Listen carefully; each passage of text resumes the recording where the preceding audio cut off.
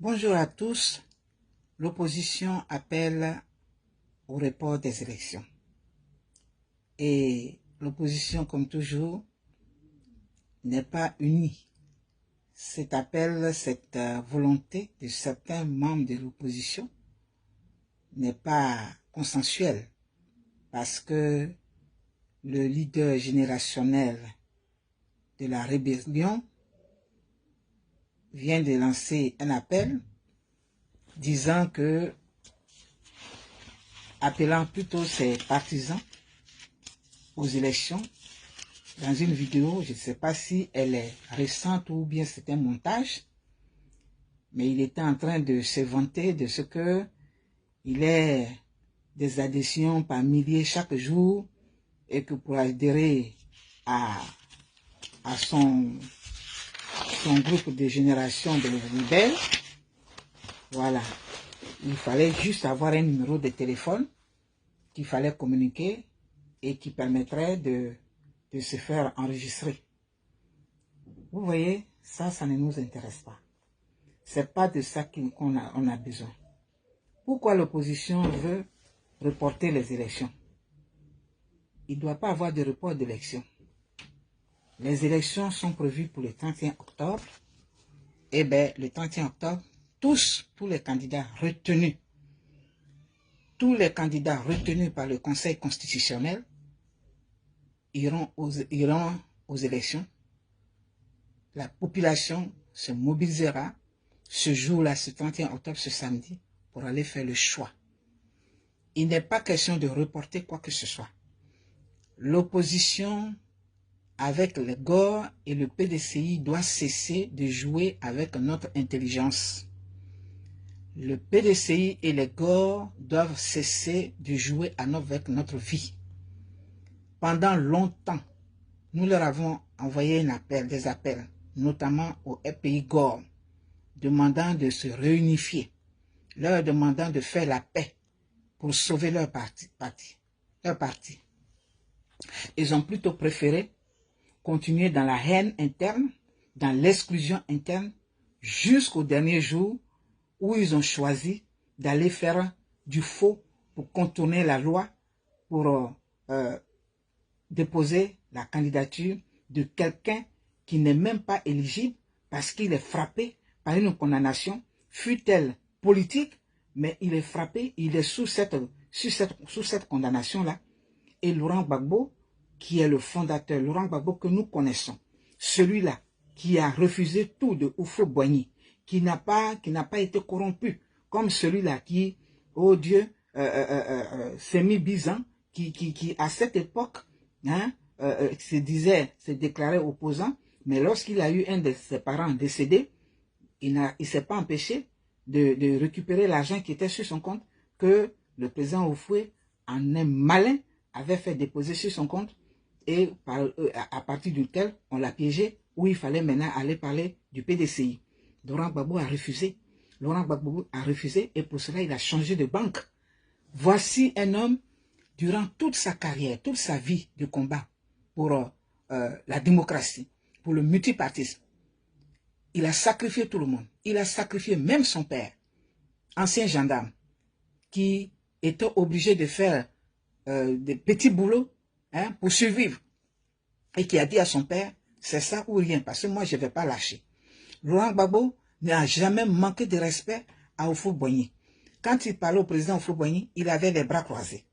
C'est quand il est rentré à un moment donné, on dit qu'il avait les pieds croisés. Laurent Gbagbo, dans son exil, il a refusé d'être le bourreau de la Côte d'Ivoire lorsque cette France-là, avec même à la tête de son parti socialiste, lui proposait par Mitterrand d'aller faire un coup d'État. Il a refusé tout cela. C'est cet homme-là qui rentre. C'est cet homme-là que Houphouët-Boigny fait rentrer. Et qui réussit à avoir le multipartisme et que tous ceux qui l'entouraient, ses collaborateurs les plus cupides, ont induit en erreur en traitant le président Houphouët-Boigny de voleur, etc., etc. Et il s'est engagé, non pas pour continuer l'œuvre, sa mission de l'instauration du multipartisme, mais c'est devenu autre chose. Malgré ça, dans des conditions qu'il a décrites lui-même calamiteuses, il est devenu président de la République et il a été combattu par celui-là même qu'il avait formé, ce petit gros-là, Soro-là, qui aujourd'hui se pavane partout et qui veut forcément prendre la chaise qu'a occupé son père. Alors, il faut arrêter ça. Et ce sont ces gars-là qui adulent Soro Guillaume pour dire que Soro Guillaume doit être candidat. Il faut valider la candidature de Soro Guillaume. Soro Guillaume ivoirien. Mais quand on est ivoirien, on ne frappe pas ses parents. Ça, ce n'est pas une raison, ce ne sont pas des motifs valables. Ça ne le dédouane pas des crimes qu'il a commis et qu'il doit payer, pour lesquels il doit passer par les tribunaux, il doit faire la prison. Soro Guillaume doit faire la prison comme Blé Goudé. On l'a accusé Blé Goudé de crimes contre l'humanité, etc. Mais la justice de Dieu l'a acquitté. Soro Guillaume doit rentrer là-bas et que si pour lui, en tuant ses concitoyens, en faisant massacrer des innocents, rendant des femmes veuves, des enfants orphelins, avec des handicaps, des choses partout, si malgré ça, Dieu veut l'élever, il faut d'abord qu'il passe par la prison. Il faut d'abord qu'il paye pour ce qu'il a commis. Alors, au moment où vous vous dites qu'il faut reporter, lui aujourd'hui, il fait une vidéo et il appelle ses partisans sur Internet, parce que c'est de ça qu'il s'agit, que les Ivoiriens dans leur entièreté. Quel Ivoirien? Est-ce que nous sommes bêtes? Hein? Quel Ivoirien qui va oser faire cela? Soutenir la candidature, bien soutenir que Ouattara, Soro Guillaume soit candidat. Si ce ne sont pas ceux qui n'ont pas foi en eux-mêmes, si ce ne sont pas ceux qui oublient, qui sont amnésiques et qui oublient que c'est celui-là même qui nous a tous rendus, c'est celui-là même qui a enlevé le nez sur le visage du FPI. Hein? Alors, il n'y aura pas de report, encore moins une transition. Quand je dis que M. Ouattara est un bon joueur, il a dit qu'il n'était pas, il ne serait pas candidat. Après, il dit qu'il est candidat. Lui et sa femme, ils ont pris leur bâton de pèlerin, ils sont allés faire le lobbying, le whole lobbying. Oui, il est rentré tristement à l'Élysée, on a vu, mais il est sorti avec un sourire.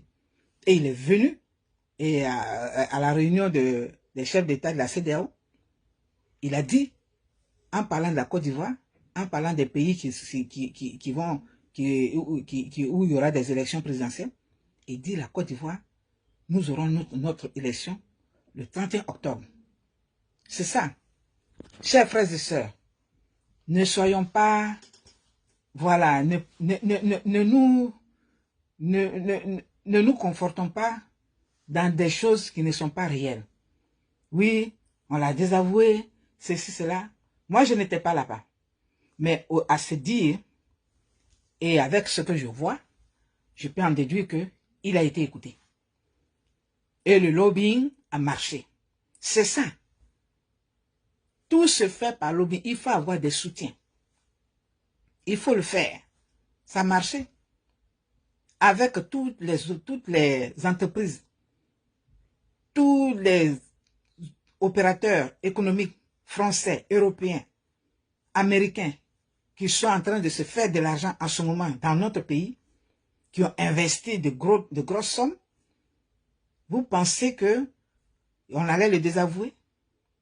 Et que Macron, qui avait déjà son petit plan, son plan avec son ami de tous les jours, depuis depuis je sais pas l'université ou quoi, hein, qui soudainement est sorti pour s'adresser à la nation. Je vais parler de Tidjane Thiam. Il s'est adressé à la nation en tant qu'équipe avec le drapeau de Côte d'Ivoire. On n'est pas bête quand même. Voilà, lui il avait son plan. Alors allons-nous toujours continuer d'accepter qu'on nous envoie des gens, qu'on nous impose des gens? Nous sommes un pays démocratique. La démocratie a été érigée en Côte d'Ivoire en 1990. Pourquoi ne pas marcher dans la voie de la démocratie et sortir des violences de Soro Guillaume, qui n'est que expert dans cela depuis qu'il était étudiant? chers frères et sœurs, j'en appelle encore à la lucidité de chacun. Ne vous laissez pas berner par un quelconque appel au report des élections de l'opposition. Il n'y aura pas de report. Il n'y aura pas de report et il n'y aura pas de transition. Les Ivoiriens vont aller voter et nous allons choisir qui on veut. Chacun va choisir. Il y a des candidats qui se sont manifestés. Il y a des candidatures qui ont été approuvées, retenues par la CEI et qui vont être transmises, qui sont transmises au Conseil constitutionnel, qui va nous sortir la liste de ceux qui sont retenus. Le président Laurent Gbagbo a dit, par la voix de son avocate, et je salue ce message-là, je salue encore cette décision, il a dit, il n'est pas intéressé. C'est la Côte d'Ivoire qui l'intéresse, c'est les Ivoiriens qui l'intéressent. Ok? Donc, sa candidature que les gens ont proposé, ont présenté sous le nom de EDS, l'humiliant ainsi, est d'office rejeté. Puisqu'il est intéressé, même dit n'est pas intéressé. Alors, personne ne va appeler à aller dans la rue. Marie Odote Lorignon, peut-être qu'elle va commencer à courir seule. Elle devrait commencer même à manifester pour dire non, nous on t'a présenté sous le label de EDS, pourquoi tu dis tu refuses? Mais vous voyez, quand on disait que vous ne connaissez pas l'homme, vous suivez quelqu'un que vous ne connaissez pas, que vous n'avez pas appris à connaître. Mais il est en train de vous dire qu'il n'est pas dans votre marmaille. Votre marmaille de tous les jours que vous nous avez servi. Gbagbo a dit, Gbagbo dit, Gbagbo dit, Gbagbo dit, et Gbagbo n'a rien dit là. Aujourd'hui, le résultat est là. Allons-y aux élections. Tant pis pour vous. Tant pis pour ceux qui ont voulu jouer avec l'intelligence des gens et qui voulaient contourner. Alors, c'est pas parce que vous n'êtes plus dans le jeu que vous allez tout recommencer. Personne ne recommence. On n'est pas bête, ça suffit.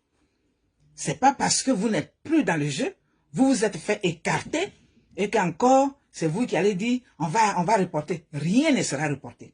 Il n'y aura pas de transition. Il n'y aura pas de transition. Voilà. Vous avez toujours aimé l'absence, les chaises vides. Et bien, ça va se passer comme ça. Et le candidat du RPI s'appelle bien Afi N'Guessan. Pascal Afi N'Guessan, le président du RPI, est le candidat du RPI. Vous ferez mieux de vous aligner pour sauver votre parti. Je reviens encore dessus parce que j'ai lu votre message que l'opposition demande le report. Rien à reporter. Rien à reporter. Mon message là, ça va être transmis. Rien à reporter. Aucune élection ne sera reportée parce que nous sommes fatigués. Nous sommes fatigués de la manipulation, de vos manipulations. Nous sommes fatigués de vos foutaises. Nous sommes fatigués de vos intérêts égoïstes. Ok? Il faut aller aux élections.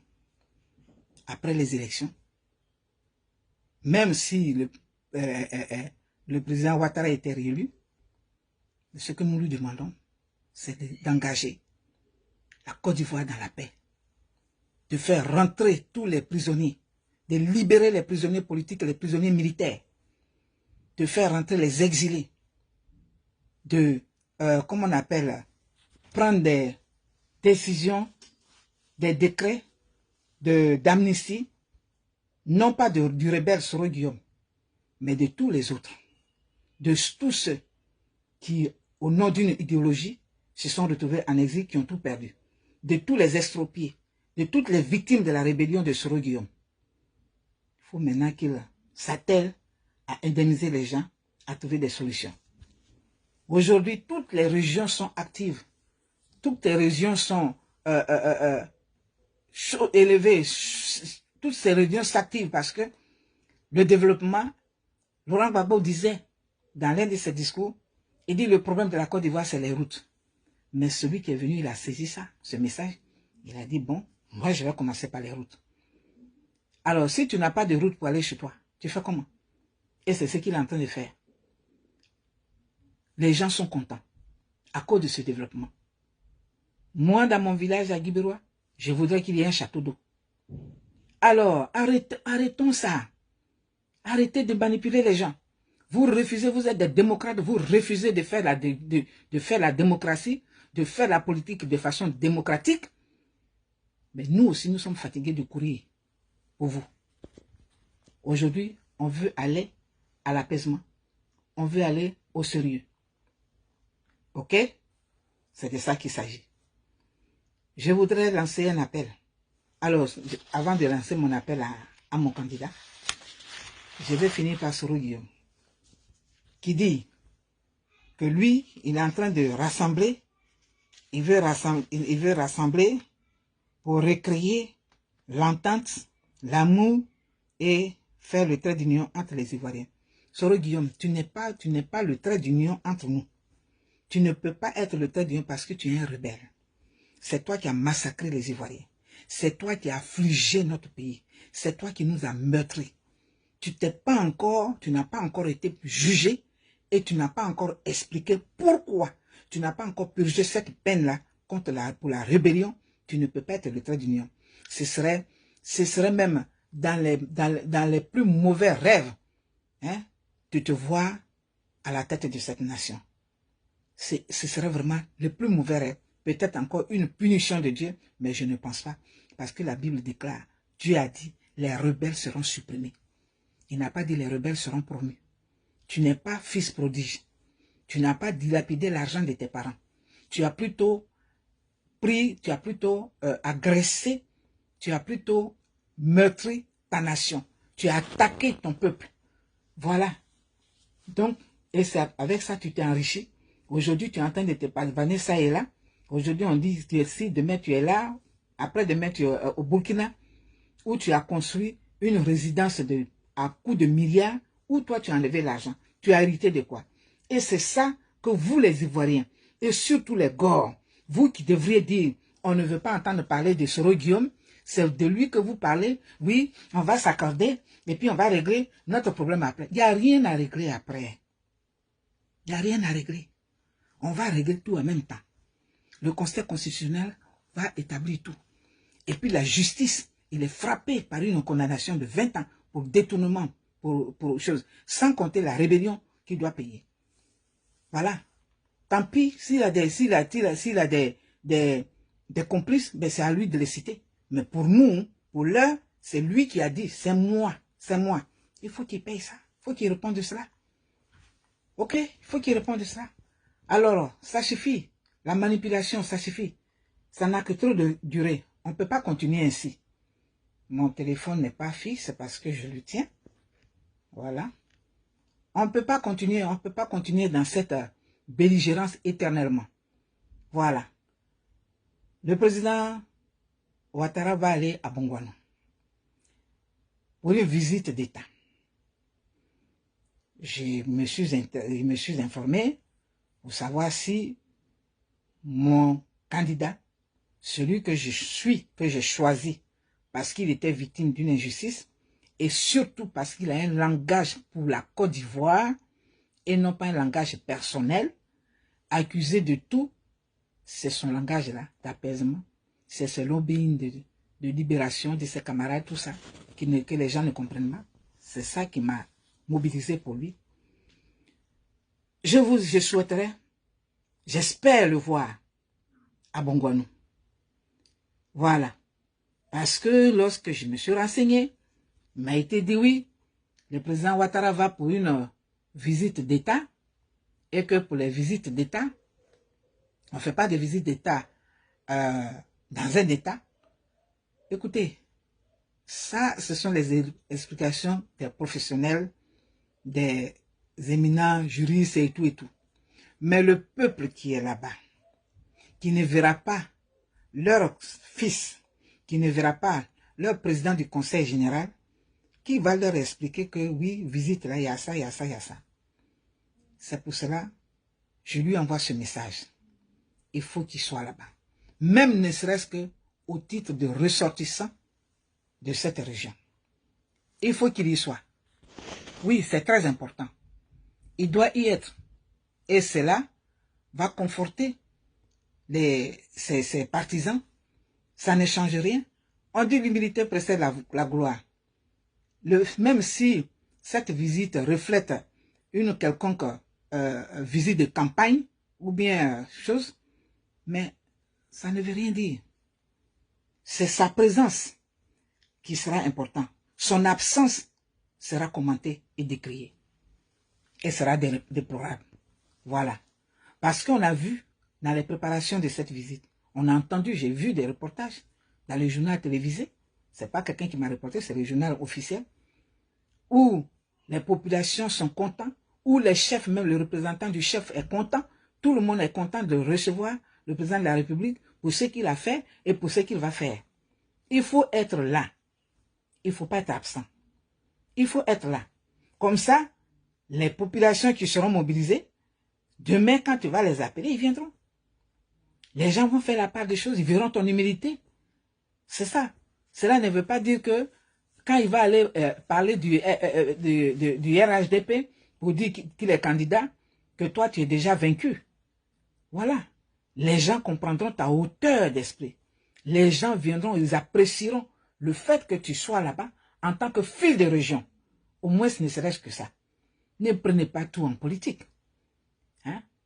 On dit, il faut des fois, on dit, il faut jouer aux bêtes pour réussir.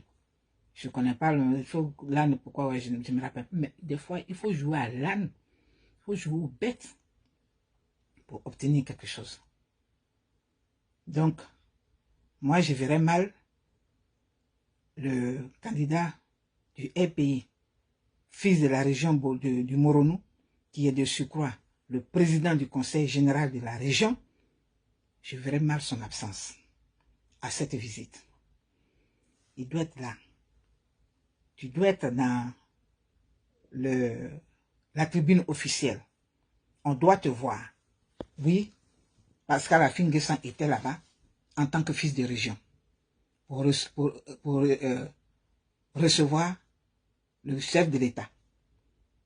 Puisque tu as toujours travaillé avec eux, tu as participé à, comme on appelle, aux travaux du Conseil économique, de la CEI, tu as toujours prôné l'apaisement, et donc ton apaisement doit se justifier aujourd'hui. Alors, il paraît que des gens attendraient une quelconque insurrection, de coup d'État de Soro Guillaume. Je ne pense pas que tu sois dans cette dynamique. Non, sors de là. Le président Laurent Gbagbo t'a lavé. Il t'a rendu, il t'a mis au propre, Dieu, par la grâce de Dieu, il t'a nettoyé, propre. L'eau propre que tes pères avaient jeté sur toi, Gbagbo a effacé tout ça en disant, moi Laurent Gbagbo, je suis pour la Côte d'Ivoire, je ne suis pas pour les marmailles. Donc, il faut saisir cela pour continuer, pour être partout. Mais ton absence, c'est un appel que je lance, hein, que je te lance. Moi, je ne supporterai pas que tu sois absent. Je n'apprécierai pas que tu sois absent. Parce que cela ne serait pas bien, comme je l'ai dit tantôt. Tu es fils de la région, vas-y, même ne serait-ce qu'en tant que fils de la région. Mais de surcroît, tu es président du conseil régional. Vas-y. Vas-y. Voilà. Et si tu dois faire un discours de bon accueil, tu parleras dans ce sens. En tant que fils de la région. Lui, il peut parler s'il veut de sa campagne et tout ça, mais ça ne veut rien dire. Moi, je voulais mon souhait.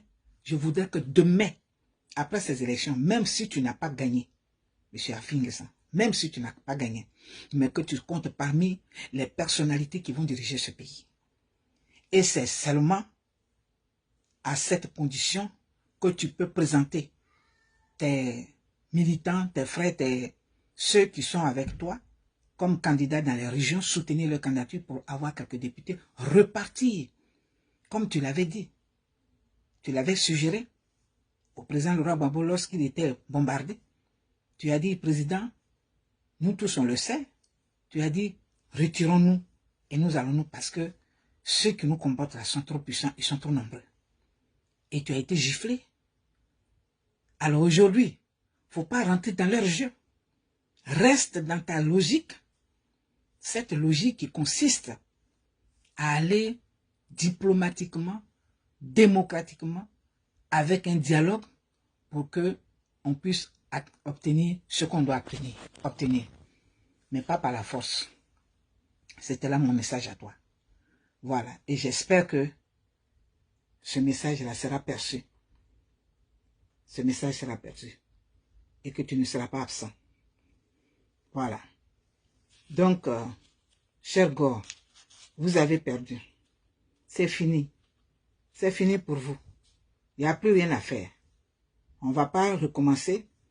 On ne va pas reporter les élections pour votre plaisir. Non. Non. Ne vous foutez pas de nous. Ça suffit. On est assez lucide. Toutes les régions, nous ne voulons plus d'affrontement. Aucun enfant, aucun Ivoirien, aucun sang, aucun adulte, aucune femme, personne ne doit être tué encore en Côte d'Ivoire à cause des élections. Tout doit se passer dans les urnes. Allez-y éduquer vos populations, vos militants, qui ne savent pas ce que c'est que la démocratie. Je l'avais fait pour vous en 90. C'est moi qui avais initié la tournée, la sensibilisation de nos parents à Gagnoua, dans notre région, où nos parents confondaient le multipartisme, le choix personnel, le choix politique et tout, où les familles étaient divisées. C'est moi qui avais initié ça. Et j'étais allé voir notre sœur, docteur Nicole Degna. Je suis allé la trouver dans sa pharmacie, avec accompagnée d'une de mes sœurs, de mes amies, de Garayo, Georgette Nyokouri, on l'appelle Niali. C'est elle qui m'a accompagné. J'ai dit, accompagne-moi chez Nicole. Voilà, parce qu'il faut constituer les choses. On ne peut pas lancer des messages comme ça. Et je suis allé, j'ai dit, je suis venu te voir pour que tu sois à notre tête. Et elle m'a dit, Jeannette, tu connais nos filles là, c'est difficile. J'ai dit, qui va faire ça? J'ai dit, c'est moi. Qui va mobiliser? C'est moi. Qui va faire ceci? C'est moi. Et je l'ai fait. Et nous avons fait cette sortie, nous avons fait cette tournée. Le président Oufoué nous a soutenus financièrement pour qu'on aille faire ces campagnes. Il aurait pu dire, je l'avais déjà dit plus tard, mais il aurait pu dire, non, je m'en fous, ils n'ont qu'à se manger là-bas. Les bétails là n'ont qu'à se déchirer. Mais il a dit, ah, ça c'est une très bonne idée. Et pourtant, je n'étais pas au RPI.